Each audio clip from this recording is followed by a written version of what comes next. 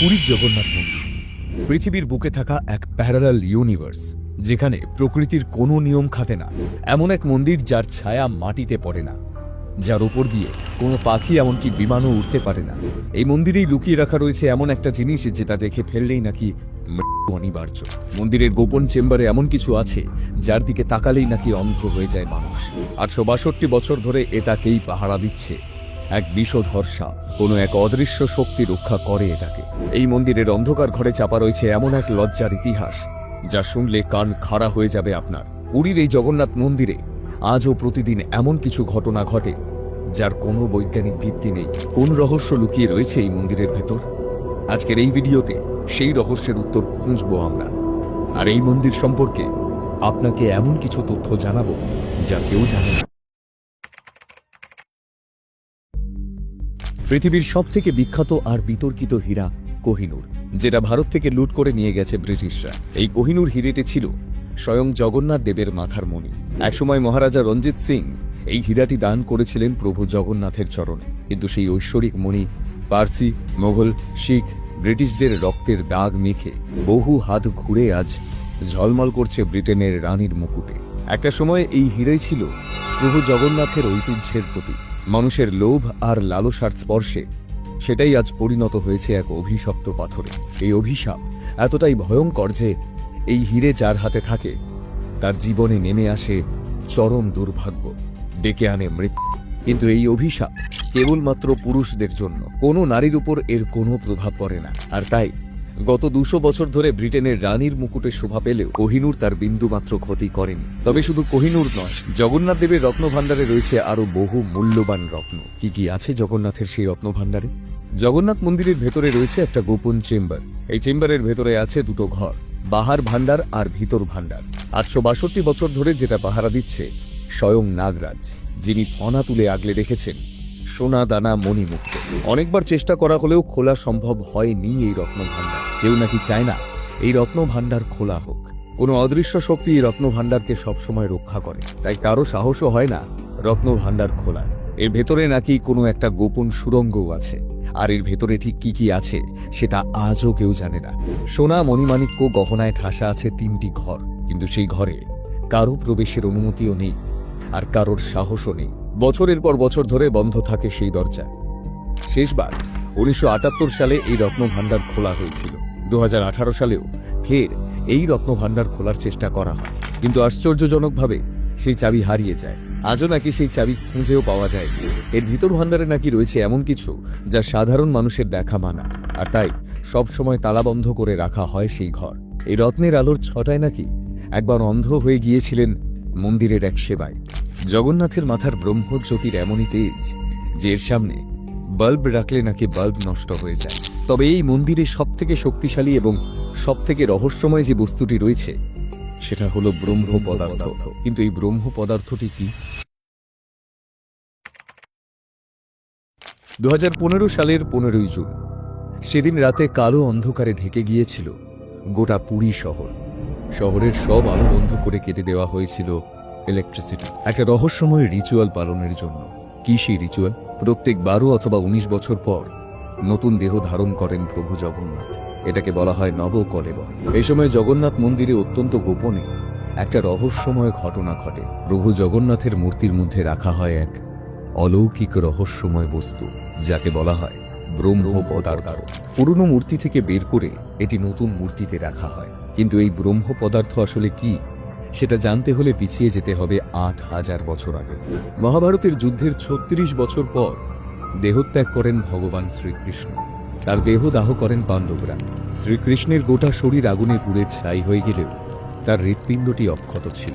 আগুনে পুড়ে গেলেও তাতে স্পন্দন ছিল। শ্রীকৃষ্ণের মৃত্যুর পর গোটা দ্বারকা জলের নিচে চলে যাওয়ায় এই ব্রহ্ম হৃদয়টিও জলের তলায় চলে যায়। বেশ কয়েক বছর পর সমুদ্রে স্নানের সময় রাজা ইন্দ্রদ্যুম্নের হাতে আসে সেই ব্রহ্ম হৃদয়। সেই দিনই রাজাকে স্বপ্নাদেশ দেন শ্রীকৃষ্ণ। বললেন, এই ব্রহ্ম হৃদয়ে স্থাপন করো, এই ব্রহ্ম পদার্থের মধ্যেই বেঁচে থাকবো আমি। এরপর রাজার আদেশে তৈরি হয় জগন্নাথ, বলরাম আর সুভদ্রার মূর্তি। আর স্বয়ং বিশ্বকর্মা এই ব্রহ্ম পদার্থটি স্থাপন করেন জগন্নাথের মূর্তির ভেতর। এই ব্রহ্ম পদার্থটিকে আজ পর্যন্ত চোখে দেখেনি কেউ, এমনকি এটি ছোঁয়াও বারণ। ভুল করেও যদি কেউ ব্রহ্ম পদার্থ দেখে ফেলে তাহলে তার মৃত্যু অনিবার্য।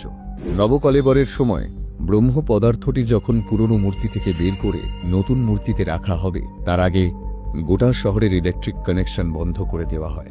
যারা এই ব্রহ্ম পদার্থ বিগ্রহের মধ্যে প্রতিষ্ঠা করেন সেই পুরোহিতদের চোখে বাঁধা থাকে কাপড়। খুবই গোপনে চারিদিক অন্ধকার করে নিঃশব্দে চোখ বন্ধ করে মন্দিরের পুরোহিতরা এটি জগন্নাথের মূর্তিতে রাখেন। ব্রহ্ম পদার্থ হাতে ধরেছেন যে পুরোহিতরা, তারা বলেন এই ব্রহ্ম পদার্থটি একেবারে নরম তুলতুলে খরগোশের মতো। এর মধ্যে যে প্রাণ আছে সেটা হাত দিলেই অনুভব করা যায়, আর সেটা মানুষের হৃৎপিণ্ডের মতোই সব সময় স্পন্দিত হয়। অন্ধকারে নাকি এই ব্রহ্ম পদার্থ থেকে আলো ছড়ায়। এই ব্রহ্ম পদার্থই জগন্নাথ দেবের কাঠের মূর্তিকে জীবন্ত করে তোলে। যে বছর আষাঢ় মাসে দুবার অমাবস্যা পড়ে সেই বছর নবকলেবর হয়। শেষ নবকলেবর হয়েছে 2015 সালে, আর এর পরের নবকলেবর হবে 2034 সালে। জগন্নাথের এই বিগ্রহের জন্য লাগে নিম কাঠ, তবে সেই নিম কাঠ যে সে নিম কাঠ নয়। সেই নিম গাছটি হবে 12 হাত লম্বা, রং হতে হবে গাঢ়, গাছের মধ্যে থাকতে হবে শঙ্খ, চক্র, গদা, পদ্ম চিহ্ন। গাছটিতে কোনো রকম পাখির বাসা বা লতা জাতীয় গাছ থাকা চলবে না। গাছের নিচে সাপের গর্ত বা পিঁপড়ের ঢিবি থাকতে হবে। গাছটির পাশে নদী বা পুকুর থাকতে হবে। গাছটি হতে হবে 3টি পাহাড় অথবা 3টি রাস্তার মাঝে। গাছটির কাছাকাছি থাকতে হবে শিব মন্দির অথবা কবরস্থান। তবেই সেই গাছটি বিগ্রহের জন্য নির্বাচন করা হয়। গাছ নির্বাচন করা হয়ে গেলে যজ্ঞ করে গাছ কাটা হয়। গাছ কেটে মন্দিরে কাঠ নিয়ে আসা হয়। শুরু হয় বিগ্রহ নির্মাণের কাজ। বিগ্রহ তৈরি হলে গর্ভগৃহে 108 কলসি জল ঢেলে স্নান করানো হয়। এই সময় জগন্নাথ দেব অসুস্থ থাকেন। এই 15 দিন জগন্নাথ দর্শন হয় না। তারপর বিগ্রহকে নানান ওষুধ মাখানো হয়। এরপর নতুন বিগ্রহ আর পুরনো বিগ্রহকে মুখোমুখি বসানো হয়। তারপর চোখে, মুখে, হাতে, পায়ে বস্ত্রখণ্ড বেঁধে পুরনো বিগ্রহে থাকা আত্মা অর্থাৎ ব্রহ্মকে নতুন বিগ্রহে স্থাপন করা হয়। আজও এই মন্দিরের অন্ধকার ঘরে জগন্নাথের মহিমার আড়ালে চাপা রয়েছে এক লজ্জার ইতিহাস, যাকে কেন্দ্র করে রয়েছে অনেক বিতর্ক, যা শুনলে কান খাড়া হয়ে যাবে আপনার। মন্দিরের দেবতাকে তুষ্ট করার জন্য একটা সময় কুমারী মেয়েদের দেবতার নামে উৎসর্গ করা হতো। জনসমক্ষে তাদের বলা হতো দেবদাসী, কিন্তু আসলে তারা ছিল যৌনদাসী। মন্দিরে থেকে নাচ গান করে দেবতার সেবা করা ছিল তাদের প্রধান কাজ। কিন্তু একটা সময় এই দেবতার সেবার আড়ালে চলত পতিতাবৃত্তি, আর এই প্রথা ছিল পুরীর জগন্নাথ মন্দিরেও। এদের বলা হতো মহরী। এই দেবদাসীদের ভোগ করার প্রথম অধিকার ছিল মন্দিরের প্রধান পুরোহিতের, তবে টাকার বিনিময় নয়। ধর্মীয় বিধান মেনেই দেবদাসীদের সেই কাজ করতে হতো। নরকের থেকে কোনো অংশে কম ছিল না এদের জীবন। একবার দেবদাসী হলে সারা জীবন অন্য কাউকে আর বিয়ে করতে পারত না তারা। এরা যাতে মা না হতে পারে তার জন্য তাদের নারী আগেই কেটে ফেলা হতো। নামমাত্র খাওয়া পড়ার বিনিময় মন্দিরেই তাদের সারা জীবন কাটাতে হতো। বলা হয় প্রভু জগন্নাথের স্বপ্নাদেশে মাত্র 12 বছর বয়সে 5 দেবদাসী জগন্নাথ মন্দিরে আসেন। এরপর তারা প্রভু জগন্নাথকে নিজের স্বামী হিসেবে মেনে নেন। মন্দিরের সমস্ত সম্পত্তির মালিক হয়েও নিজের কাপড় ছাড়া আর কোনো কিছুরই অধিকার থাকে না তাদের। 1988 সালে আইন করে ভারতে দেবদাসী প্রথা নিষিদ্ধ হয়। তাই পুরীর মন্দিরে এখন আর দেবদাসী দেখা যায় না। কিন্তু আজও ভারতের বিভিন্ন মন্দিরে মোট প্রায় 35,000 দেবদাসী আছে। বর্তমানে এদের অবস্থা খুবই শোচনীয়। এদের অনেকেই আজ রাস্তার ভিখারি। 2015 সালে 800 বছর ধরে চলে আসা এই প্রথা শেষ হয় দেবদাসী শশীমণির মৃত্যুর পর। এ তো গেল দেবদাসীর কথা। এইবার আপনাকে নিয়ে যাব এই মন্দিরের সবথেকে রহস্যময় স্থান, এই মন্দিরের রান্নাঘরে।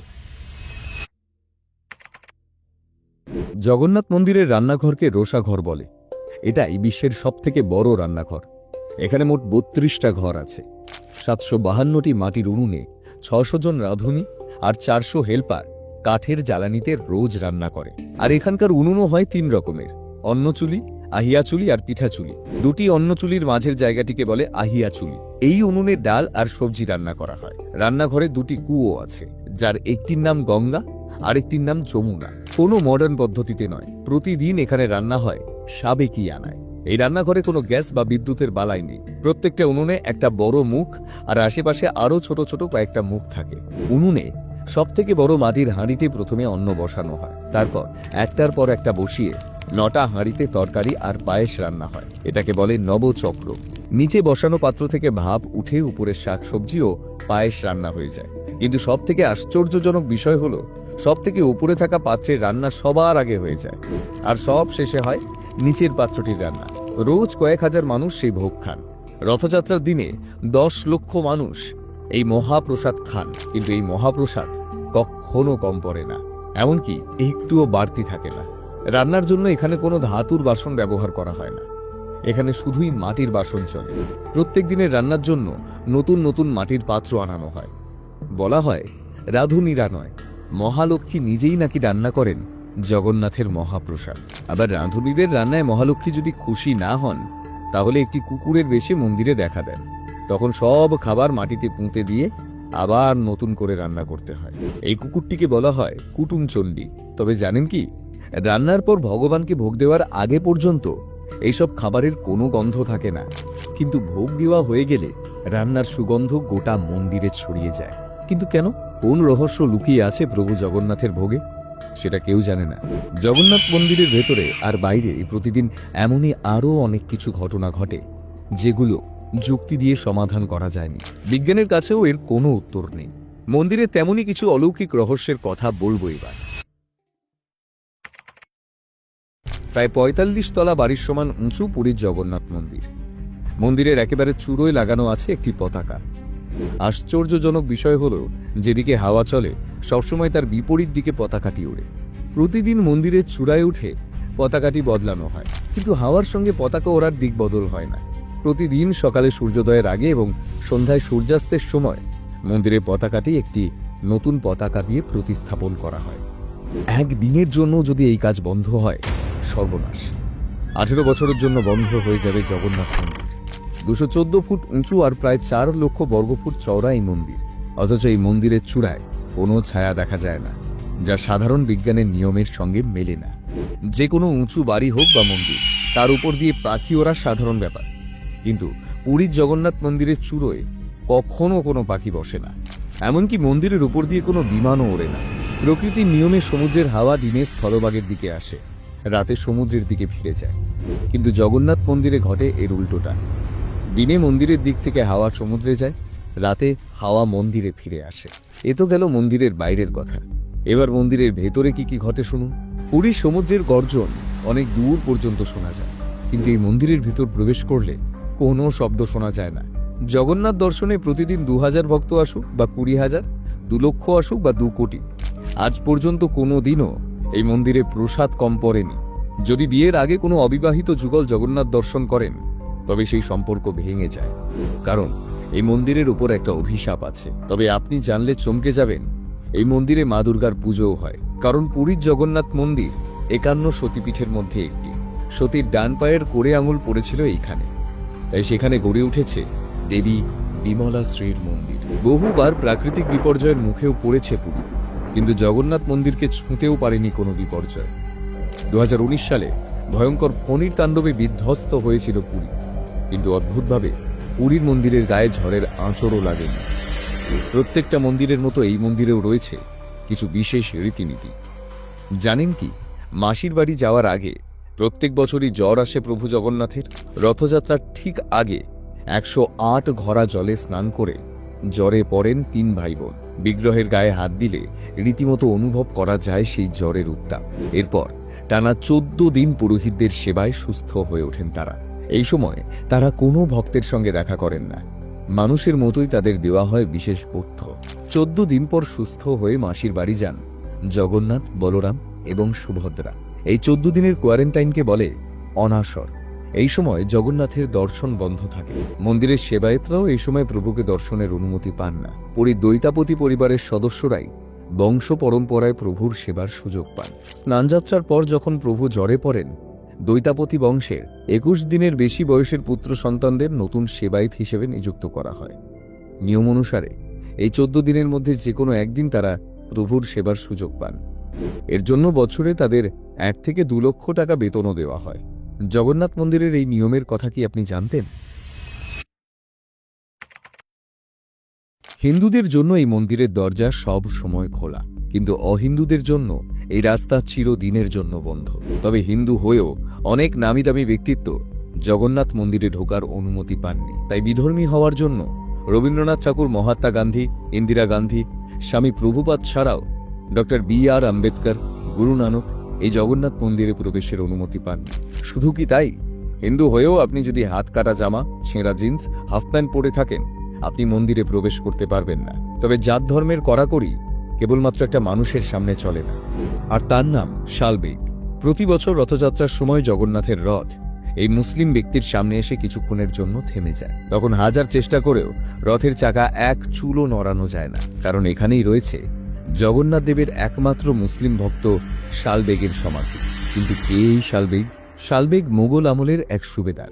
তার বাবা মুসলিম, কিন্তু মা ছিলেন ব্রাহ্মণ। মায়ের মুখে জগন্নাথের মহিমা শুনে শুনে জগন্নাথের ভক্ত হয়ে ওঠেন শালবেগ।